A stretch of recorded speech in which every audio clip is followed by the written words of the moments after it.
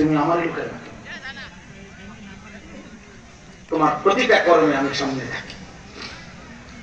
ওয়ালা তা'মালুনা মিন আমালিন ইল্লা কুননা আলাইকুম শুহুদান, আমি উপস্থিত থাকি।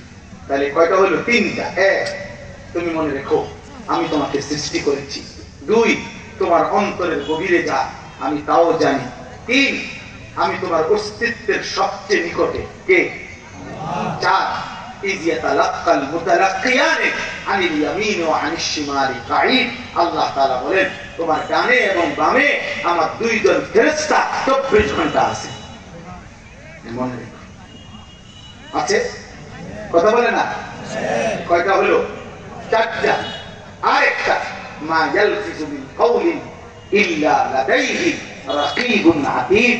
আল্লাহ বলে তোমার এই জিহ্বা, তোমার এই জবান দিয়া যা কিছু বের হয়, ভালো মন্দ, উপকারী অপকারী, জিকির গালি, দরকারি বেদরকারি, যত শব্দ, যত উচ্চারণ, যত কথাবার্তা তোমার জিহ্বা দিয়া বের হয়, আল্লাহ বলে ওই কথাগুলো আলাদা লেখার জন্য আমার একজন তৎপর চৌকান্না সতর্ক একজন ফেরেশতা আলাদা আরেকটা ফাইল আছে, যেটার মধ্যে শুধু তোমার জবানের উচ্চারণ গুলো লিখতেছে।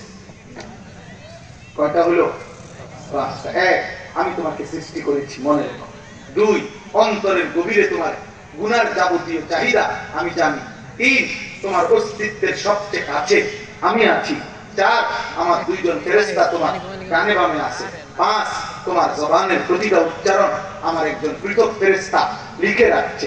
আল্লাহ বলেন এই পাঁচটা জিনিস এবার ভাবো তো বান্দা, এগুলোর থেকে তুমি আড়াল হইবা, এগুলোর থেকে তুমি বিচ্ছিন্ন হইবা সপ্তাহে, বছরে, হায়াতে কোন দিন? কথা বলেন না কেন? আপনি জীবনের কোন সেকেন্ডে অস্বীকার করতে পারবেন যে আল্লাহ আমারে বানায় নাই? কতটুকু টাকার মালিক হলে আপনি বলতে কোন সময় পারবেন এই পাঁচটা সরাইতে আমাদের থেকে? আল্লাহ বলেন অতএব এই শেষ কথা হলো ওয়াজাআত সাকরাতুল মাউত বিল হক। অতএব এই পাঁচটি জিনিস তোমার জীবনের উপরে চলমান অবস্থায় আল্লাহ বলেন সত্য সত্য একদিন মৃত্যুর যন্ত্রণা আসবে আর তুমি কবরে চলে যাবে। যালিকা মা কুনতা মিনহু তাহিদ।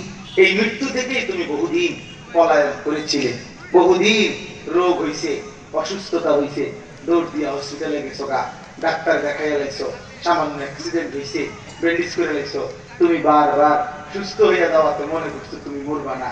তুমি যতবারই একটু 19-20 হইছে দৌড় দিয়া ডাক্তার দেখাই লাইছো, তুমি ভাবছো মৃত্যু থেকে তুমি বারবারই বেঁচে গেলা। আল্লাহ বলে না, আমি মৃত্যু দিছি না বলে বাঁচা গেছি।